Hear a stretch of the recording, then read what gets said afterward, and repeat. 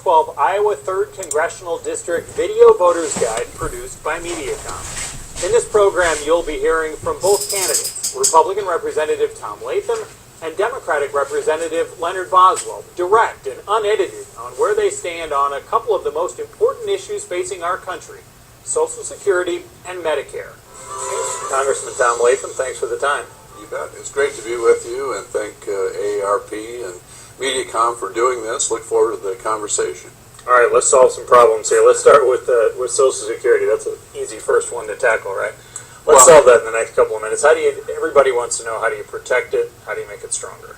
Well, first of all, Social Security is a promise that we've got to keep to certainly our seniors, those coming into it in the future.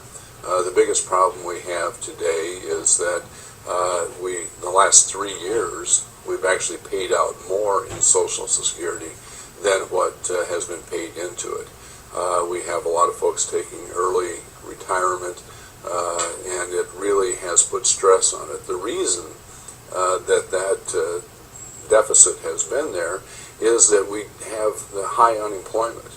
The real solution to Social Security is to have more people working rather than this 8.3% unemployment. We need more people in the workforce paying into the trust fund long term. Now, there's obviously with Social Security the bankruptcy of the trust fund coming in 2033. There's probably going to be some changes that have to be made long term. And what I think I know we have to do is to work together on a bipartisan basis. If you look back what the last changes that were made with President Reagan, they finally came together on a bipartisan basis, made some really at that time small changes that had a major impact going forward. And that's really what we have to do today. There's a lot of suggestions out there, but until we get a bipartisan, serious discussion going on and people are honest about what needs to be done for the future, it's going to be very difficult. But we've got to keep that promise, and we will keep that promise. Structurally, it would seem that we have some numbers working against us. If you look kind of big picture, obviously we're living longer. Right. So you retire, you need those to go for longer. And frankly, generationally, people keep having fewer children. So the fewer kids you have, the fewer kids you have and potential workers paying into that system. Overall, what do you think challenges us the most, the way the system is set up? Well, certainly the fact that today, short term, the unemployment is really a huge problem, and people being underemployed, because if you don't have those people working, paying into Social Security, it obviously has a detrimental effect as far as long-term solvency of the trust fund. There is certainly a real concern with the baby boomers, coming into the system. There's 10,000 people a day, every day, signing up for Social Security. And it's going to go on now for another at least 2 decades as all of us baby boomers go into the system.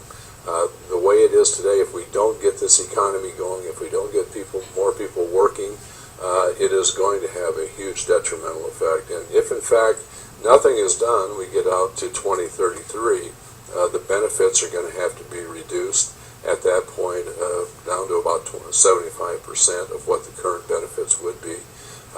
But it's a real challenge, and it's generational, obviously. We're in a time right now where both parties are talking about we have to do something about the federal debt.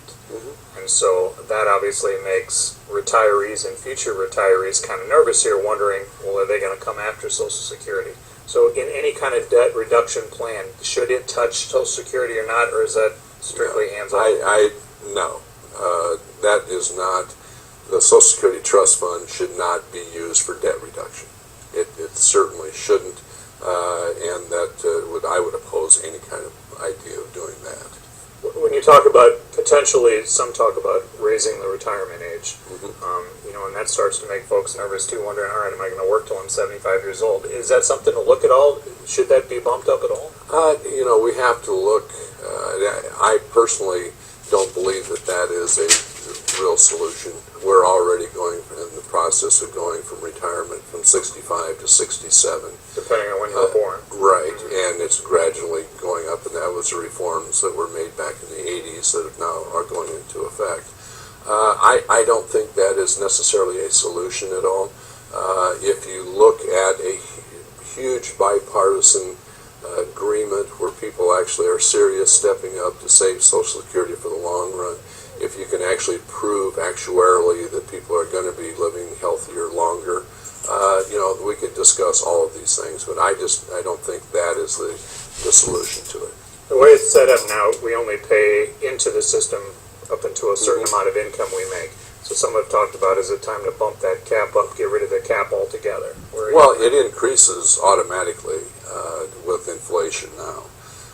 The thing that we've got to keep in mind as far as contributions or the taxable amount being paid into the trust fund is that the benefits are tied to the contribution.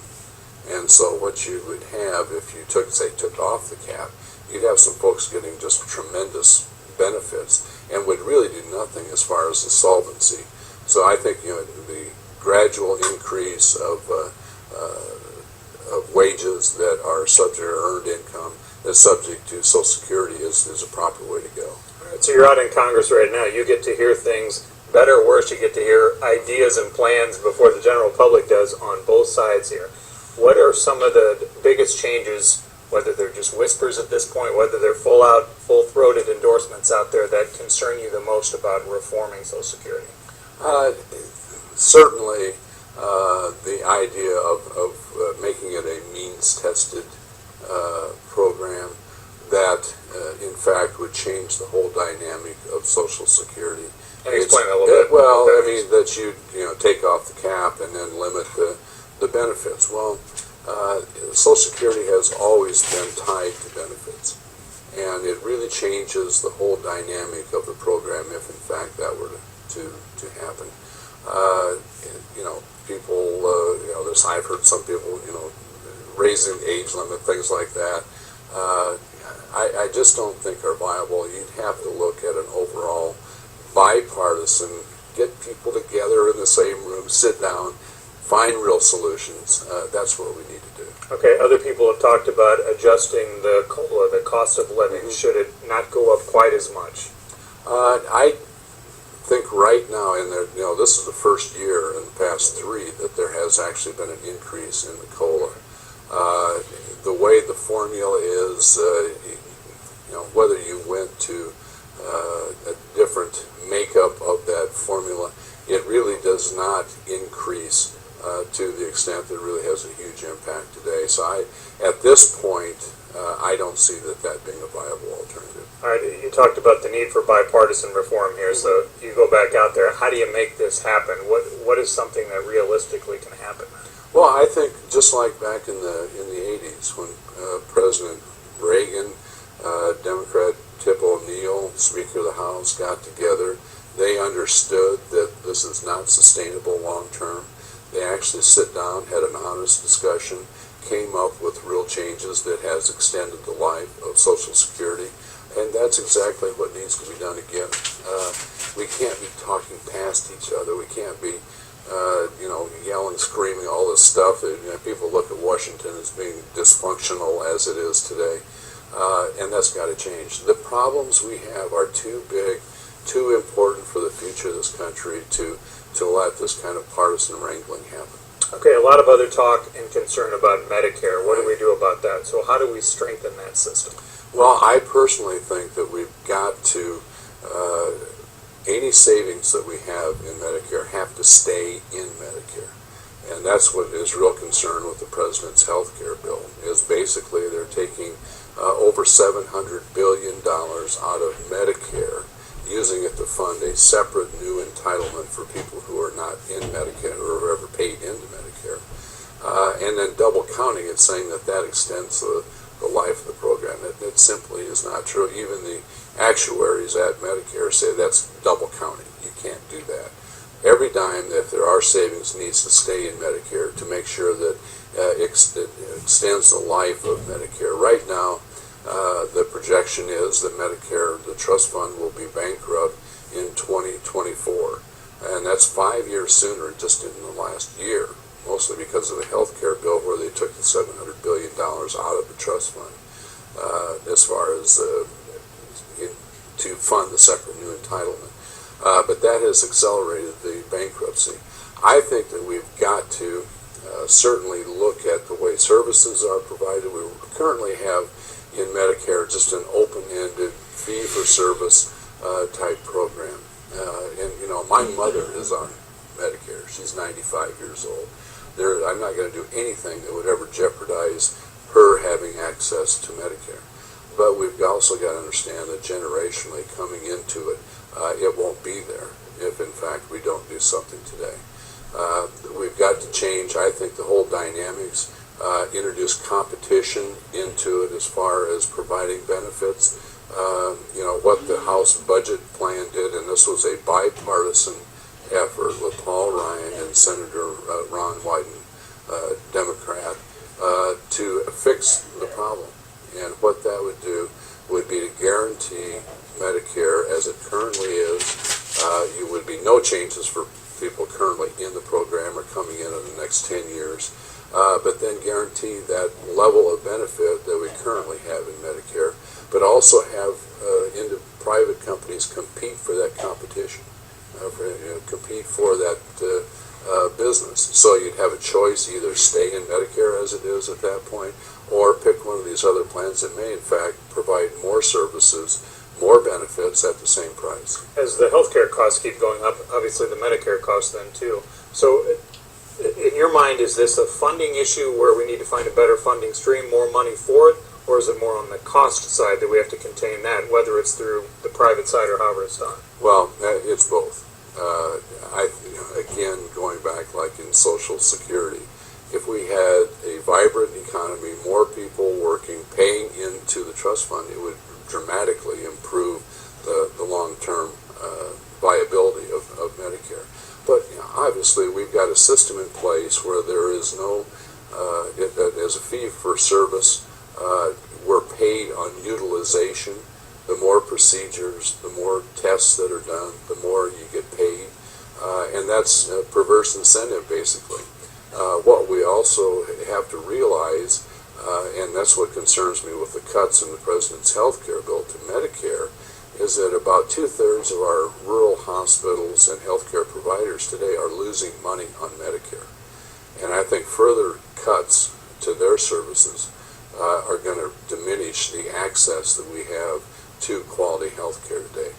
We have people in Iowa who really understand and provide quality health care for their patients, do it in a very efficient way, unlike some other parts of the country. But to further have major cuts, and we're talking cuts in hospitals, doctors, home health care, the physical therapy, all of those things, nursing homes are going to be devastated. We have less than a minute left here. For those worried about whether part of this is privatized, whether you do vouchers, whatever term you want to use here, how do you make sure that the out-of-pocket cost for seniors doesn't go up so high?